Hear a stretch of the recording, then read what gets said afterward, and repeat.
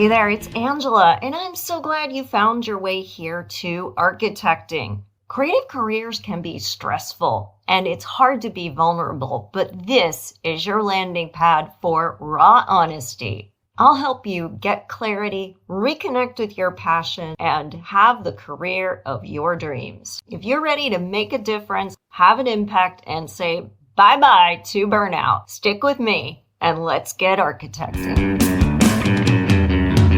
Hey, Bright Lights, it's Angela coming to you fresh off an amazing vacation in Alaska. That's right. I have been wanting to see the 49th state and especially the Northern Lights for the longest time. And as fate would have it, I was opening up my internet browser about a month ago and was served up this article about the aurora, which of course I clicked on because I'm a science nerd and I'm always interested in learning more about it. In the article, I found out that this year, 2024, is a year of peak solar activity.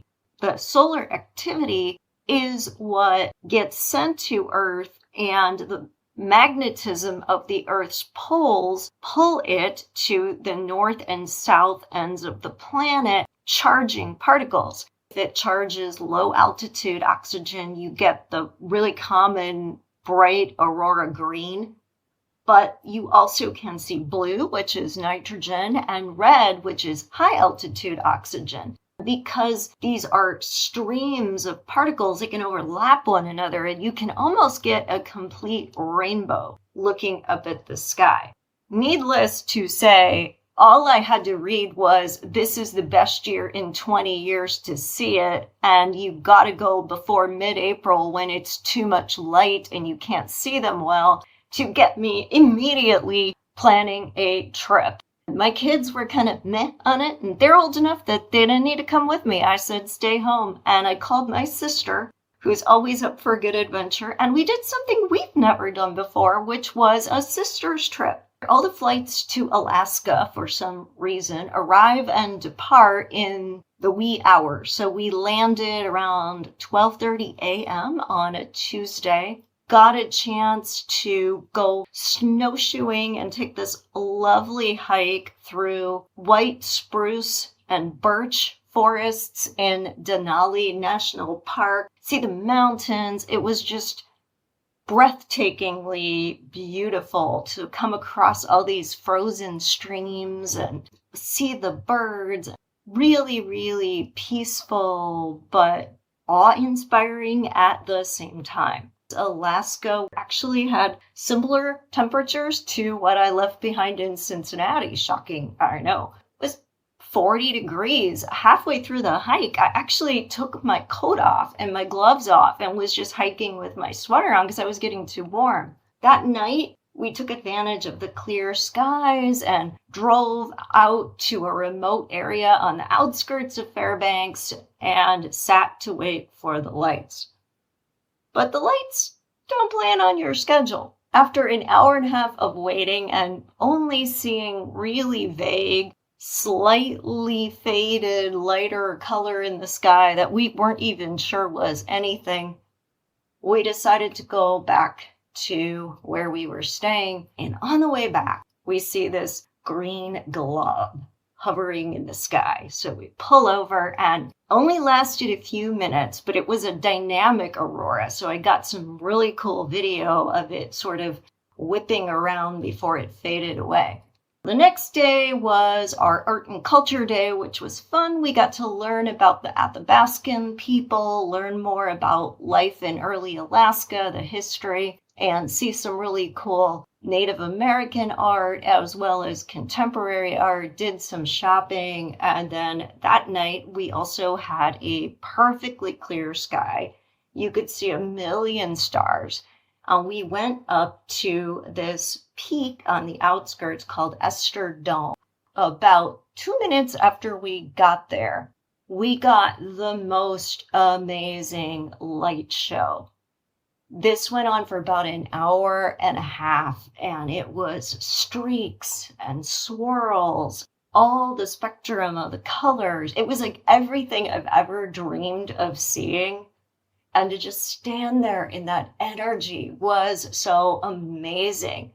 By the time we got back, it was like 3 in the morning, and Alaska is 4 hours different. So I should have been exhausted. Instead, I was so energized.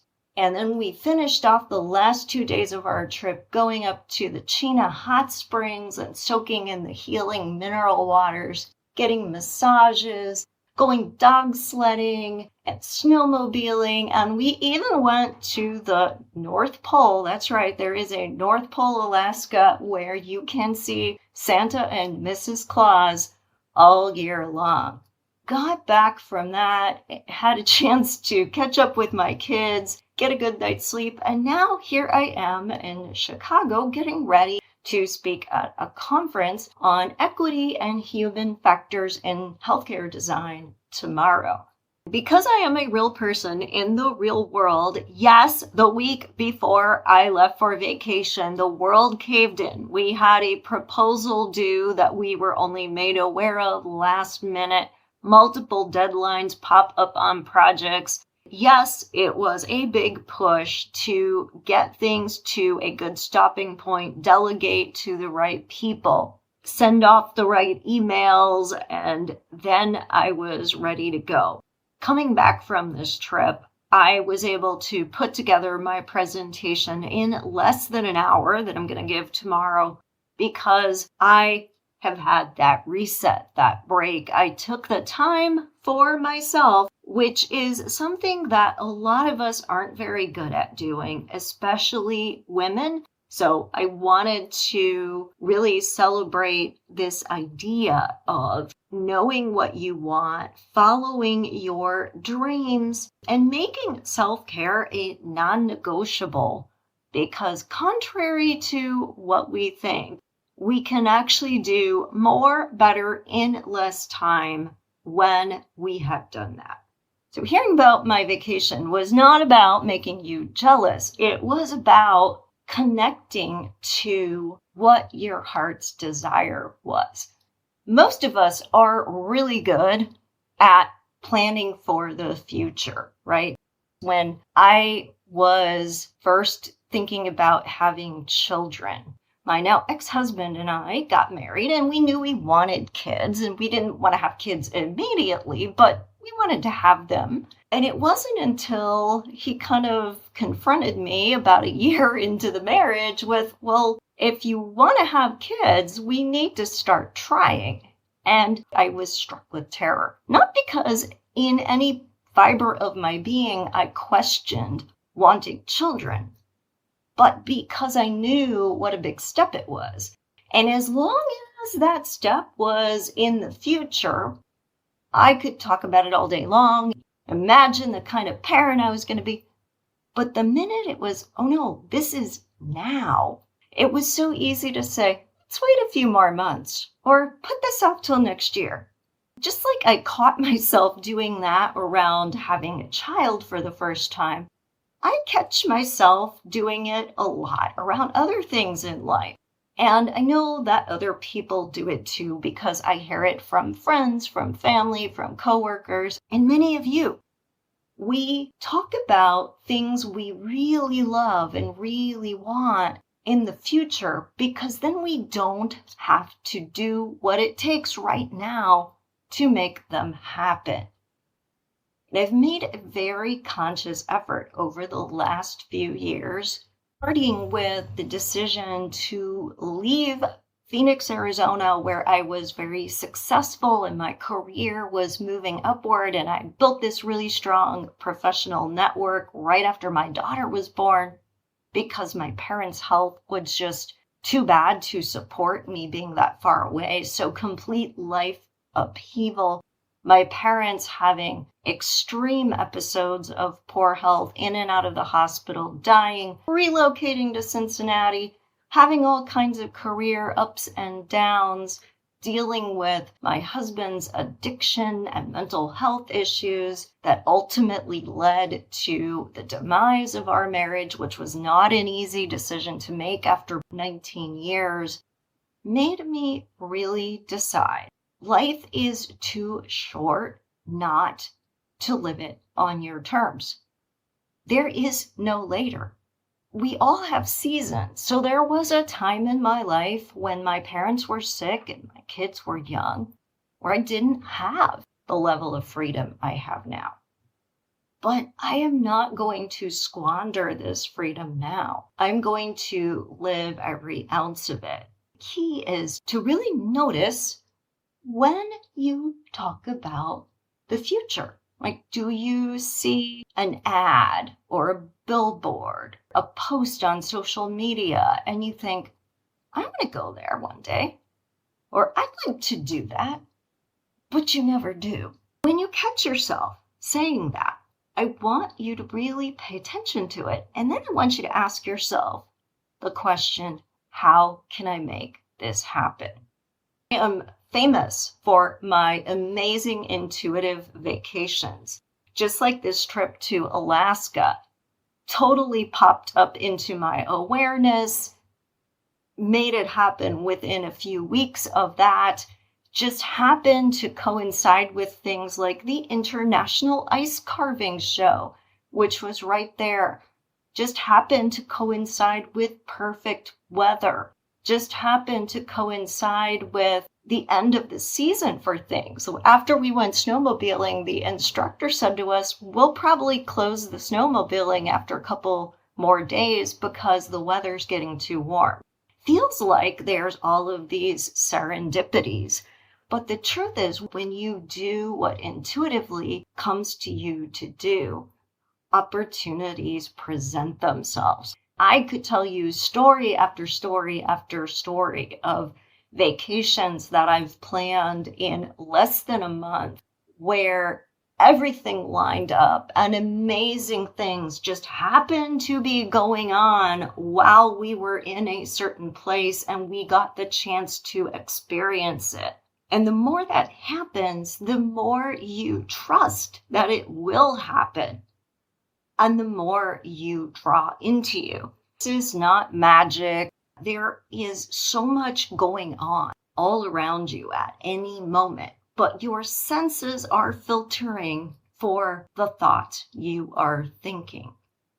The minute you start saying, how can I? The minute you start getting really clear on what you want and saying it, all of a sudden, you start to see the path to get it. It's really about creating your own conditions to thrive. Stop stifling your desires or putting them in the future, saying, oh yeah, someday, and then promptly focusing back to whatever chore you're doing or deadline you're worried about. When you stop blunting your intuition and the signals it's giving you to show you the opportunities you really want, when you stop putting your own needs last and saying, I can't because, or I have to do this instead, and you start to say, how can I? That's when you create the conditions to thrive. It's when you understand the full spectrum of your needs and you start to realize that you have a lot more freedom and choices than you might think you have right now. And when we do that, we live in a much more conscious, self-care kind of way. Most people think self-care is, oh, yeah, every once in a while on a weekend, I can get everybody out of the house and take a nap. Or I can go get a massage if my back is really feeling tweaky. That's not self-care. That's repair. That's waiting until something has utterly collapsed in your nervous system or your physical health or your mental well-being, and then trying to heal it, to fix what has been allowed to break, as opposed to true self-care, which is more like preventive maintenance. You know the things to do. You understand how you really should eat nourishing whole foods, how you should take time to savor meals, how it's important to get all 7 forms of rest and have quality time with people you love, how it's important to do things that make you happy. But you always have a reason why you just don't have time. Can feel really difficult to be an advocate for your own self-care when you're stuck in that kind of thinking, because there's always going to be something happening, some reason that you can find that you should focus on other people's needs, not your own. I am here to be your friendly neighborhood disruptor to that way of thinking. Being a martyr serves no one ever, not even the people or the things that you have made such a costly sacrifice for. You are not a hero when you drop everything to save the day. All you've done is teach other people that they don't have to respect you. First, exert boundaries. People aren't gonna like it. They're going to definitely push back. But you can't be afraid, because it is natural when you disrupt the pattern and the expectations. Now, you're going to trigger people just by walking in the room. And the best defense of that is to expect it. To know that you are not for everyone. Even if you are a kind, considerate, hardworking, creative, innovative person, you're still not going to make everybody happy. Do what you're called to do. Do it to the best of your ability. Do it because you love doing it. Celebrate the other people around you. Collaborate with them. Delegate to them. Clap up the people who are one step lower. Give them opportunities instead of taking so much on for yourself. Let go of the control and believe that it will work out. And again, not everyone is gonna love it or be happy with it, but let go of that need to do everything to make them happy. I just recently reconnected with an ex. Both of us knew that the relationship really wasn't working for us anymore. Rather than being able to land that plane, it kind of crashed. And there was a lot of feeling on both sides that the other person had failed us. We weren't getting what we needed, and what we wanted and expected had been clearly communicated and was not unreasonable, yet it wasn't happening.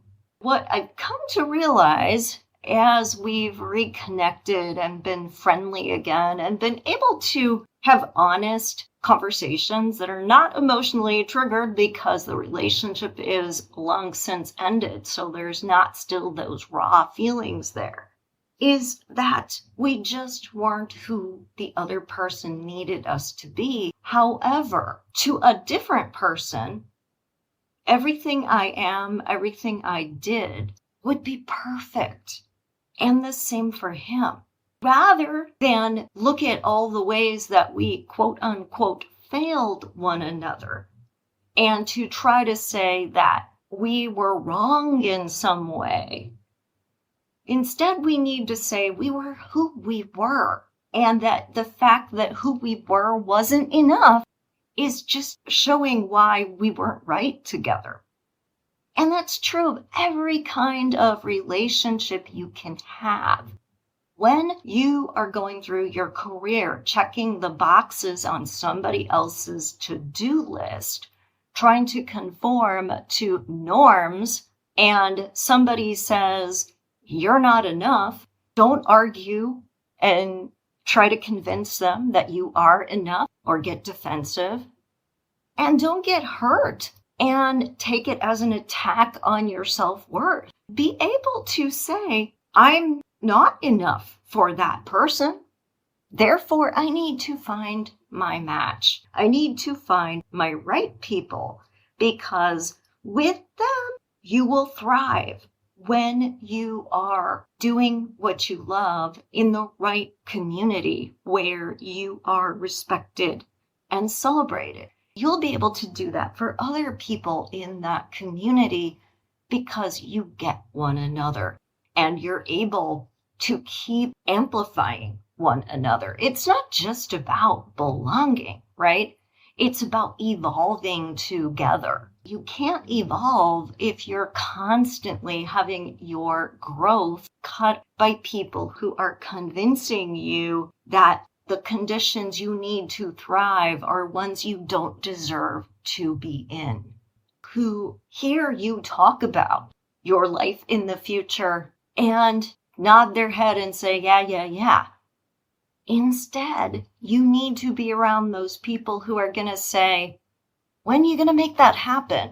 And who are going to help you overcome the doubts or the obstacles, who are going to show you how you can make it happen in terms of having the resources of time and money, but also the resources of knowing that what you're leaving behind is going to be okay and going to be maintained, because you can delegate. You can count on your team. You have that trust so that you know that you are not going to come back to a disaster.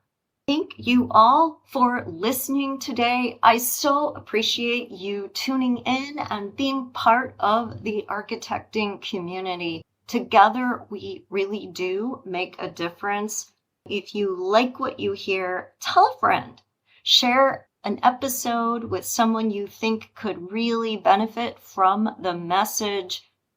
Join my newsletter. You can do that by going to my website, architectingpodcast.com. While you're there, take advantage of the free downloads I have. I've got a lot of good stuff up there. Make sure you stay tuned. I am going to be relaunching my Stressless Success course in the next few weeks. And this is updated content with some great new bonuses that I think you're really going to enjoy. Stay tuned for that. And don't forget to like, rate, and review this podcast. If the podcast platform that you listen to doesn't let you do that, you can look at the link in the show notes and you can leave a review for the podcast on Google. All you have to do is say what the episode was about and why you enjoyed it. Doing this helps the algorithms to show architecting to more people so that more people can benefit and be aware and be part of this community. And I really am so grateful to you for taking your valuable time to share what you love about an episode. Go out there now and think about how you can stop living in the future because there is no later, and make the space and find the community to live your dream life right now. Love you so much. Take care. Thanks for listening. If you want even more content, head on over to architectingpodcast.com and subscribe to my newsletter and get some great free downloads while you're there. Be sure to follow me on social media. On Instagram at Architecting Podcast, Facebook and LinkedIn pages are Architecting, and the YouTube channel Architecting Podcast. Stay inspired.